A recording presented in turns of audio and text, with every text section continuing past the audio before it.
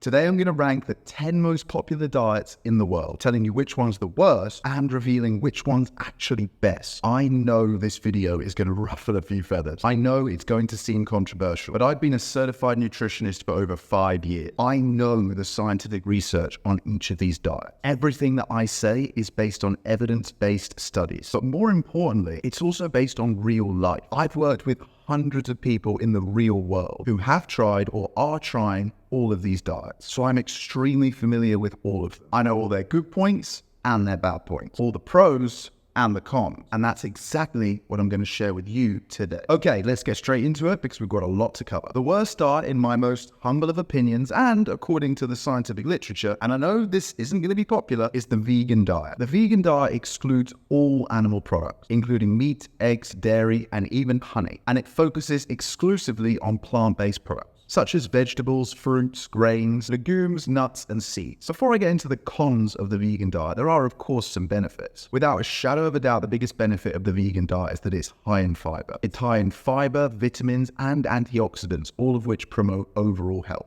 And as a result of the fact that it's high in fiber, the vegan diet can also be very good for weight loss. And that's because fiber fills us up. It's very satiating. It's impossible for our body to break down most of the fiber that we consume. It sits in our stomach, it expands the walls of our stomach, it sends signals to our brain that we are full, and so as a result, it kills our hunger. And because of the lower levels of saturated fat and cholesterol, it has been shown to reduce the risk of heart disease. However, that is pretty much where the benefits end. Whilst it's high in some nutrients, the vegan diet also comes with a lot of nutrient deficiencies, particularly vitamin B12, iron, calcium, and omega-3 fatty acids. And this is why over the years we're seeing more and more vegans struggling with their energy levels and becoming anemic. But my biggest issue with the vegan diet isn't that. The real challenge is the macronutrient mix. Your typical vegan diet is going to be incredibly high in carbohydrates and very low in fats and protein. Now, I'm not here to demonize any of the macronutrients. They all play a vital role in our health. And I know before I've even published this video that there will be some vegans watching saying that you can hit your protein target comfortably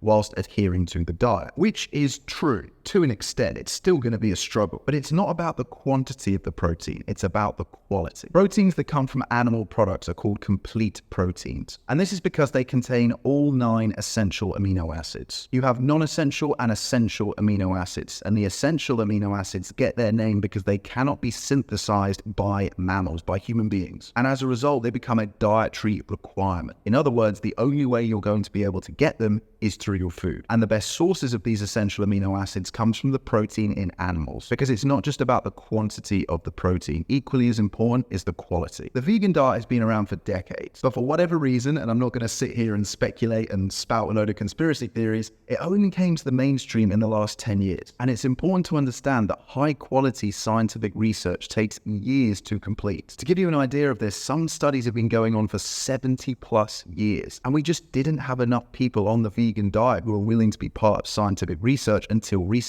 So the long-term scientific studies, which typically are the ones you want to pay more attention to, have only started to come out on the vegan diet in the last couple of years. And unless the results of that scientific literature and research happen to find direct threats to people's lives, it then takes another year or two for the findings of that research to make it into the mainstream media. Meanwhile, we have millions of people who've adopted the vegan diet who, whether they like to admit it or not, are probably worse off for it. Whether it's that they're suffering with lower energy levels, they've become anemic, or they've even developed brittle bones. The other huge issue that I have with the vegan diet, and this is more of a personal one, they'll sit there tweeting on their iPhone, which contains cobalt, which has been mined by slaves in the Congo, telling you that the vegan diet is going to save the planet. But think about it this way. Human beings run on calories. They're our fuel. We need a certain amount of calories to survive and even more to thrive. And for most people nowadays, hardly any of the food that you eat, whether it's animal product or plant-based product, comes from local sources. That food has to be transported from source to your supermarket. And if you were to put all of the calories from someone on the vegan diet for just one day on this table, it would pretty much fill the table. Whereas someone who was following an omnivorous diet, eating plant-based and animal-based product, it would take up a lot less space. The more space that your food takes up, the higher the cost, both economically and environmentally, that we pay. This food is transported all over the world, whether it be by air, sea, or road. The more space it takes up, the higher the cost, and the vegan food is going to take up more space. So I do struggle with the ethics of the vegan diet. Of course, I understand and completely agree with the ethics around animal cruelty, but to say that the vegan diet is better for the environment, personally, I think that's a stretch. The other huge challenge of the vegan diet, and this isn't the fault of any vegans out there, is that it can be very difficult to follow in a social setting. If you're following a diet, whatever diet it might be, when you go out and have special dietary requirements, it can make it quite awkward and quite difficult on you. And as a result, it puts up quite a big psychological barrier. And to me, that's a huge con of any diet. So that's the vegan diet. In my opinion, the worst one out there. In second to last place is the ketogenic diet. First and foremost, I should say that most people who think they're on the keto diet aren't actually on the keto diet. They're on a low carbohydrate diet. But the keto diet is an extreme version of that. It's where someone is getting the majority of their calories from macronutrient fat. They're on moderate protein and very low carbohydrates, typically 50 to 20 grams a day. And they're doing this so that they can enter what we call ketosis, which is a state where the body burns fat or fuel. The biggest challenge with the ketogenic diet is that people have got a little bit muddled with this. A lot of people have been missold and now believe that to lose fat, they have to be on a low carbohydrate diet. And that kind of goes hand in hand with the biggest benefit of the keto diet, which is the rapid weight loss that you'll experience if you do it. However, that rapid weight loss is not you losing body fat. Primarily, it's you losing water weight. This is because carbohydrates are broken down into a simple sugar called glucose. That glucose is your body's preferred source of fuel. But your body's very clever. So if it doesn't need all the glucose that you've just ingested, it will store that glucose as something called glycogen. And glycogen bonds with water, and it bonds with quite a lot of water. For every 1 gram of glycogen, it can bond with up to 3 grams of water. And you can store a lot of glycogen. So when you stop consuming carbohydrates and you stop ingesting glucose, the first thing your body is going to do before it starts entering ketosis and burning fat as fuel is burn through your glycogen stores. As it's doing that, it means the water that's bonded to that glycogen no longer has anything to bond to. So as well as burning the glycogen, you're also peeing out the water. So it's not uncommon for people on the ketogenic diet to lose 5 to 10 kilos in the first 3 to 4 weeks. And if you can stick with it for that long, it's going to feel amazing. You're going to feel like you've figured it all out. The challenge is after about 2 to 4 weeks, and it varies person to person, you're not going to have any more glycogen stored up and your weight loss is likely to start to stall, or at the very least it's going to slow down a lot. The other big challenge of the ketogenic diet is that the people who are following it tend to be lacking the fiber, vitamins and minerals found in fruit and vegetables. Fruit and vegetables are carbohydrates. So if someone is very strictly following the ketogenic diet, it's going to be difficult, if not impossible, for you to get 20 to 30 grams of fiber in a day, which is the amount I tend to get my clients to aim for. But the biggest issue with the ketogenic diet, and the reason that I've ranked it as the second worst one out there, is that because for most people, and I'm talking 99% of people,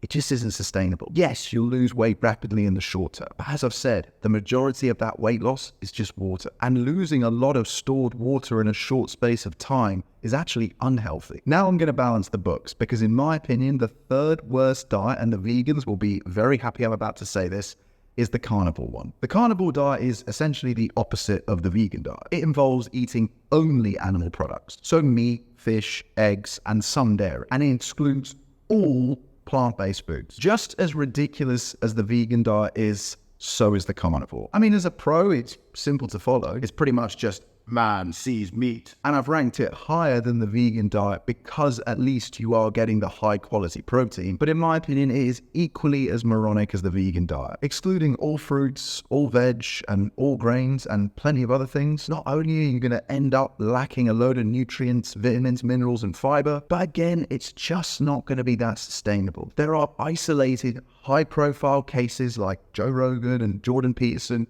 who say that they feel amazing for it. But regardless of your opinion on either of these guys, and I happen to be a fan of both of them, they're both also on a lot of other stuff. Joe Rogan, for example, has openly spoken many times about his supplement regimens and the fact that he's on TRT, testosterone replacement therapy. But regardless of Joe Rogan, Jordan Peterson, or any of these other isolated cases, when you're considering a diet, you don't want to jump on the bandwagon just on the basis of how it's working for one person, regardless of how high profile they are. Even if it was just sisters, tennis coaches, mums, aunts, sons, it's irrelevant. You want to base the diet that you choose on how closely it aligns with your goals. You also want to choose it based on how sustainable it is. And ideally, you want to pick the diet that has the least amount of restriction. Well, the carnivore diet, just like the vegan diet and the ketogenic diet, all have a lot of restrictions. A good example of where the science doesn't add up with the carnivore diet is when you get these isolated cases of people reporting that it improves their digestive health. I'm not saying that they are lying, but the relationship between fiber and your gut health is pretty well established. And if you're on a diet, the carnivore diet in this instance, that basically makes it impossible for you to have any fiber, I find it hard to believe that your gut and digestive health is going to improve. Again, if it works for you, crack on. As we move up into the middle of the ranks, I'm going to talk to you a little bit about the MIND diet. The MIND diet combines elements of the Mediterranean diet and the DASH diet. Spoiler alert, we're going to talk about both of those in a minute. It emphasizes leafy greens, berries, nuts, whole grains, olive oil, fish, and poultry, whilst limiting things like red meat, butter, cheese, sweets, and fried food. So based on that, I can get on board with this. The whole point of the diet is that it's aiming to reduce the risk of Alzheimer's disease and cognitive decline, which I am all for. And based on the foods that it says you can have, you've got a lot of nutrient-dense stuff in there. And it's pretty balanced. But I would say the MIND diet is quite an exclusive one. And there's two reasons for that. Number one is cost. The diet emphasizes a lot of high quality, expensive ingredients. But secondly is the preparation time. It requires quite careful meal planning to make sure that you're getting the right ingredients and avoiding some others. Ranking slightly higher than the MIND diet is the DASH diet, which, as I just said, is one of the two diets that come together to form the MIND diet. The DASH diet is a dietary approach designed to stop hypertension. And it does this by focusing on reducing sodium and increasing your intake of fruit,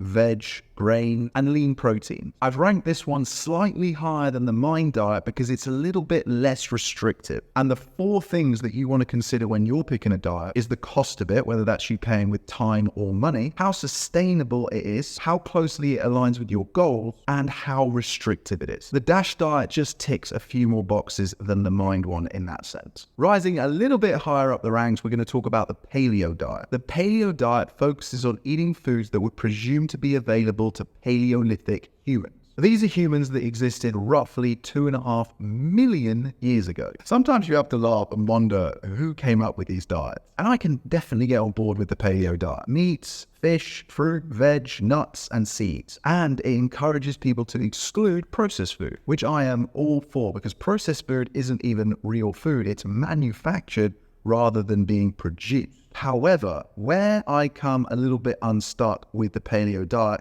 is that it also encourages people to exclude grains, legumes, and dairy. And again, remember what I just said about restriction? I think a lot of these diets are put together by people who understand the basics of human psychology. They understand that societies, groups, tribes operate better when there is a clear set of rules and guidelines. But the real problem I have with all of these diets is that if you just educate people about all of this stuff, they wouldn't need such tight, narrow, strict guidelines to follow. Saying that, there are plenty of benefits to the Paleo diet. It encourages a lot of protein and fiber, which is going to promote satiety, so it's going to fill you up and reduce your overall calorie amount, and it's going to improve your overall health. And because of the emphasis on whole foods, it's going to reduce the amount of inflammation in your body. And high fiber, again, is going to improve your gut health. And in fairness, avoiding the refined carbs can stabilize your blood sugar levels, which is going to give you longer lasting energy and reduce cravings. But again, my biggest issue is just the level of restriction. It's certainly not as restrictive as some of the other diets that we talked about today, but it's still got some in there. Okay, we are getting close to the top 3 now. Coming in at number 4 is the Mediterranean diet. Basically what you're seeing as we go up the rankings is more inclusivity and less restriction, but also diets that promote lean proteins and high fiber. And this diet does exactly that. It emphasizes fruits, vegetables, whole grains, legumes, nuts, seeds, but it also includes the moderate consumption of fish,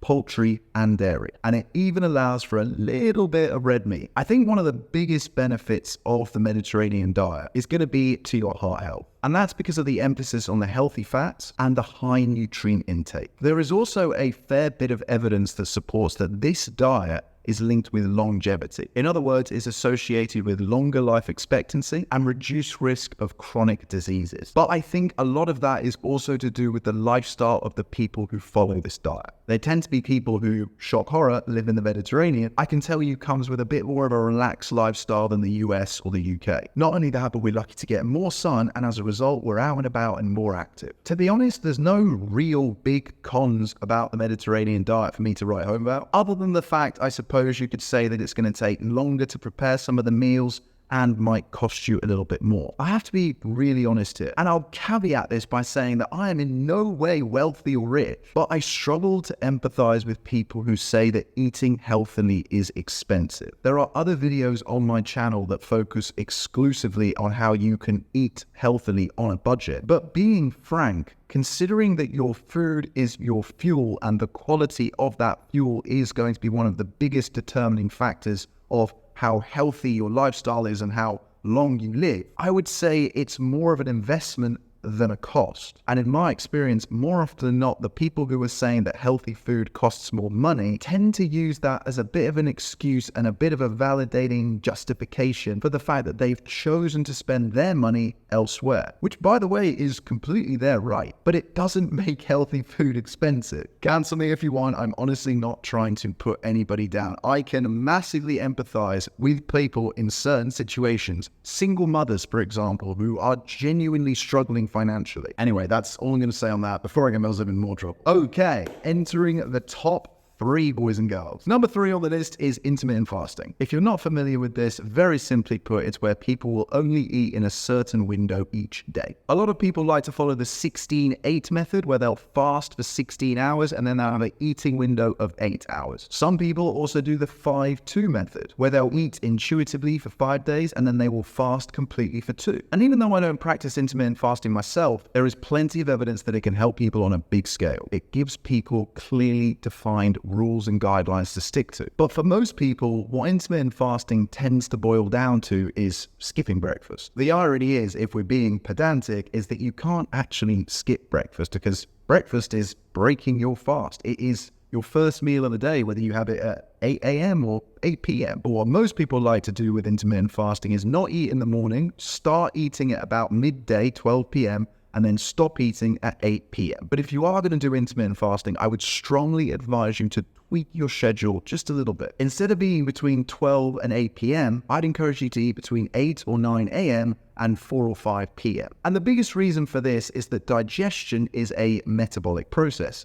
A metabolic process is one that raises your heart rate. In other words, what this means is that the process of digesting your food requires your heart rate to be elevated. And it also requires your body to burn calories because digestion is an energetic process. And the reason it's important for me to mention that is that when your heart rate is elevated, it's going to be very difficult, if not impossible, for your body and your brain to achieve the restorative state that you need to get into deep sleep. So you might be able to eat and then go to bed and fall asleep within 20 minutes. But the chances are, whilst you might be asleep, you're not sleeping well. The biggest benefit of intermittent fasting as a diet is that it's an easy way for people to increase the likelihood that they're creating a calorie deficit, which is what's going to help them to lose weight in the first place. And that simply is because they're skipping a meal. Some people will try and tell you that fasting helps with cellular repair. This is a process called autophagy, but a little bit like ketosis. Autophagy takes a while to kick in. So if you're doing intermittent fasting, where you're eating every 16 hours, you're not going to be activating autophagy. Now, on the other hand, if you were following a strict 5-2 protocol where you didn't eat for 2 days of the week, you might be creeping into autophagy territory. But the biggest issue with that, again, comes back to sustainability, guys. Yeah, you might be able to do it for a couple of weeks, but in the grand scheme of things, if you've got 10 pounds or 10 kg or maybe even more weight to lose, you're not going to do that in 2 to 4 weeks, regardless of what diet you're on. And this kind of nicely brings me on to the biggest cons of intermittent fasting: hunger and irritability. The other big con of intermittent fasting, and this only applies to certain people, is that it can lead to a worse relationship with food because people can end up binge eating. And again, a little bit like some of these diets, I think we mentioned it for the vegan one, it can be quite difficult when it comes to social settings. Okay, ladies and gents, drum roll, please. We are getting close to the top of the list. Number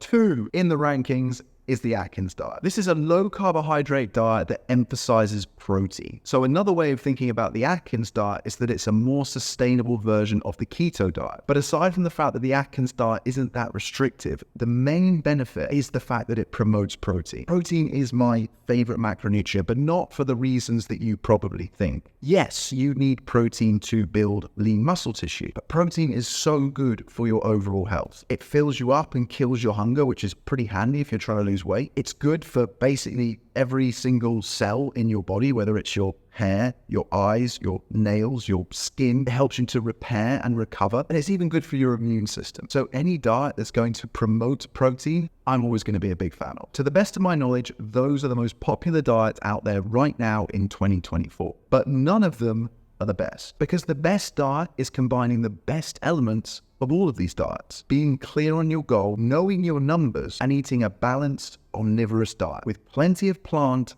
and animal products, while still being able to enjoy your favorite foods in moderation. You see, all of these diets that we've been through are restrictive in one shape or form, whether it's restricting a particular food, an entire food group, or the time that you eat at. And anything that puts restriction on you isn't sustainable in the long term. And when I say long term, I mean for the rest of your life, because ultimately that is the best diet for you, something that you can sustain for your lifetime, something that you enjoy, something that allows you to have a good relationship with food, something that ultimately, once you've gotten used to it, you can stick to subconsciously. Eat healthy without even trying. That's the real goal, right? And the way we do that is by removing restriction, by applying some science and psychology, by knowing your numbers, by re-educating ourselves on how much we're actually eating and the nutritional value of that food. And that enables us to enjoy the best elements of all of these diets. So the best diet for you is whichever diet you can stick to that aligns with your goals, focusing on the direction you're going in and your trajectory, and not getting too caught up with the speed that you're going at. That's the allure of a lot of these diets. They promise fast results, but what none of them promise is sustainability. It's all well and good losing 5 kilos in 2 weeks, but if 2 weeks later you've put those 5 kilos back on,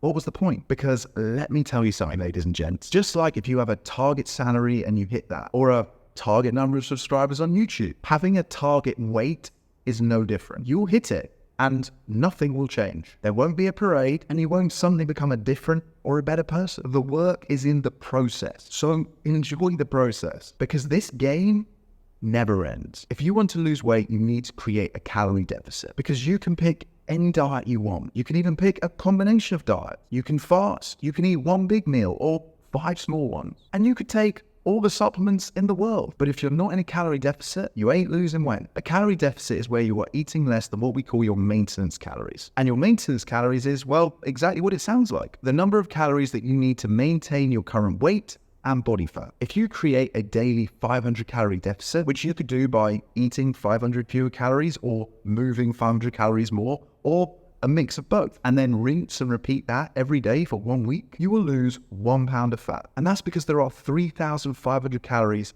in a single pound of fat. 500 times 7, because there's 7 days in the week, is 3,500. And this is kind of what I touched on earlier. Once you understand the maths, the science, and the psychology, and realize that the calorie deficit is the principle that sits above all these dietary methods, whether it be vegan or carnivore or keto or Atkins or whatever else, you realize that it doesn't matter which one you're on as long as you're sticking to the principle. So if you want my help calculating your personal calorie target so that you have total peace of mind and know that you're eating the right amount so that you can reach your goal faster, then just click the first link in the description underneath this video and I'll send you my recommendations for you, and I'll explain all the numbers in much more detail. Very quick suggestion when it comes to setting your calorie target though. Rather than aiming to create a 500 calorie deficit every single day, Monday, Tuesday, Wednesday, Thursday, Friday, Saturday, Sunday, multiply your calorie target, so your maintenance minus 500, by 7. That's going to give you a weekly calorie allowance, because trying to eat the same amount every single day is next to impossible. You're a human being, not a robot. There's a lot that's out of your control. Every day is different and most days are unpredictable. You can make the best plan in the world, but stuff goes wrong. Work, family, kids, traffic, sickness. Giving yourself a weekly calorie allowance puts you in the driver's seat, gives you a lot more control and a lot more freedom. And most importantly, it removes the restriction. It means you can plan your week proactively, having lower calorie days days when life is a little bit easier, and high calorie days when you're a little bit more stressed or you want to go out and have food or drink. Anyway, that's the video, guys. I really hope you've enjoyed it, but more importantly, I hope you found it useful. There really is no best diet. And if you have enjoyed it, if you have found it useful, then I would really appreciate your support if you could smash the thumbs up button to like the video and leave a comment. Let me know if you've tried any of these diets and what your experiences were. And feel free to tell me if you think I'm completely wrong or you think I'm a moron. My conscience is clear. And don't forget to subscribe to the channel so that you don't miss the next video. Until then, bye.